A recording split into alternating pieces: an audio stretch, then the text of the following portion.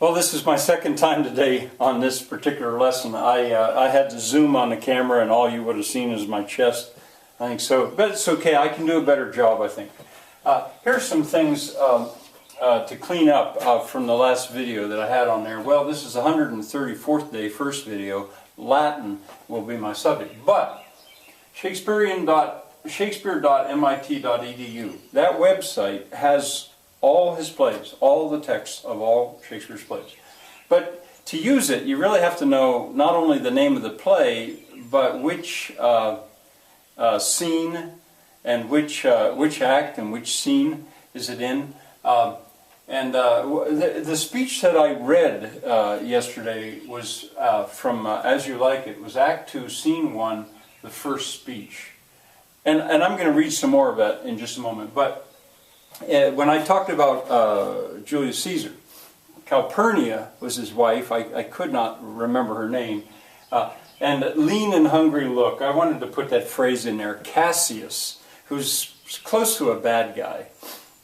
He has a lean and hungry look. And I like the part, or I remember the part where Julius Caesar said he didn't like the look of Cassius because he had that lean and hungry look. Lean is a word that means skinny.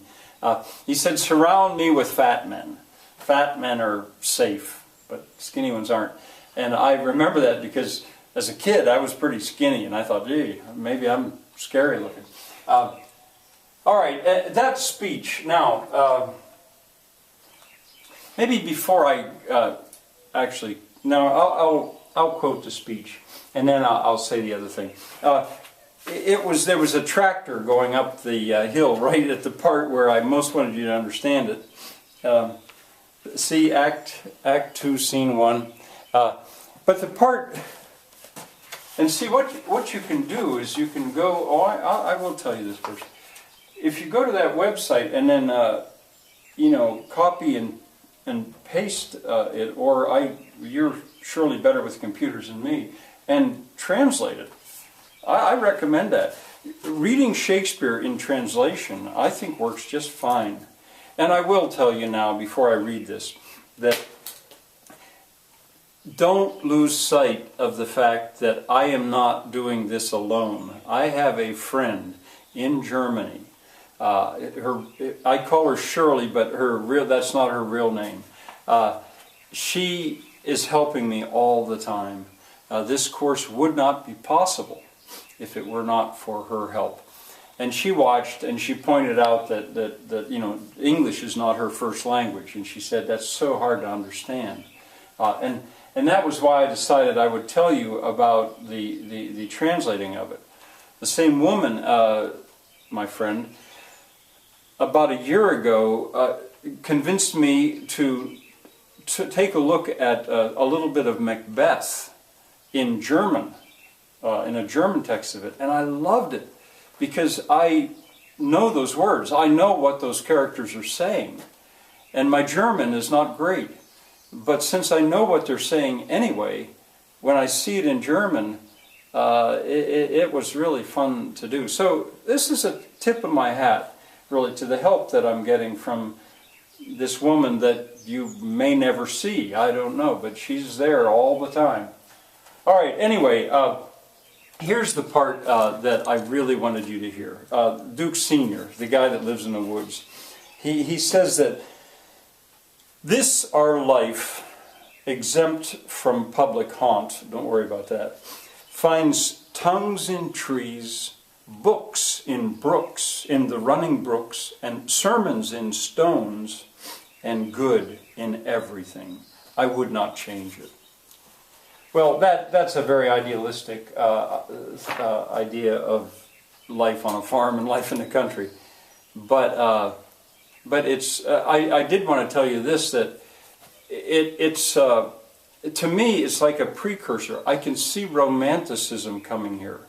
We're going to talk. I'll be teaching about the Romantic period in another month or so, and the Romantics loved nature and the countryside, and Shakespeare lived way before the Romantics.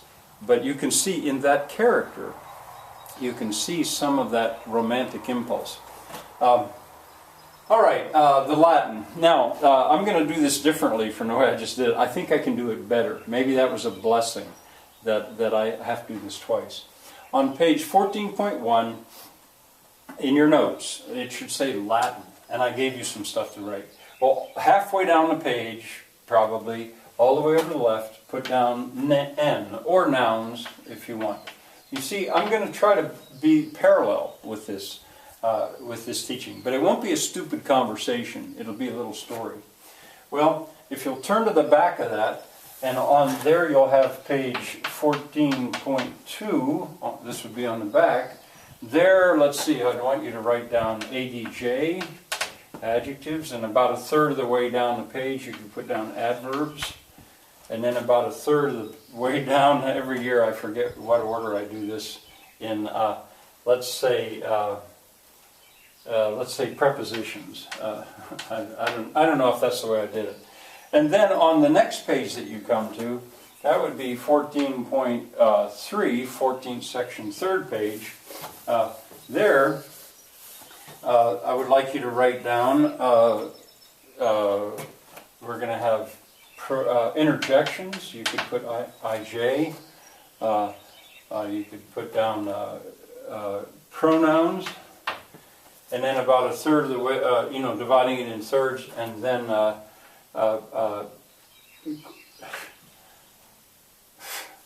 nouns, verbs, adjectives, adverbs, pronouns, conjunctions, CJ, conjunctions.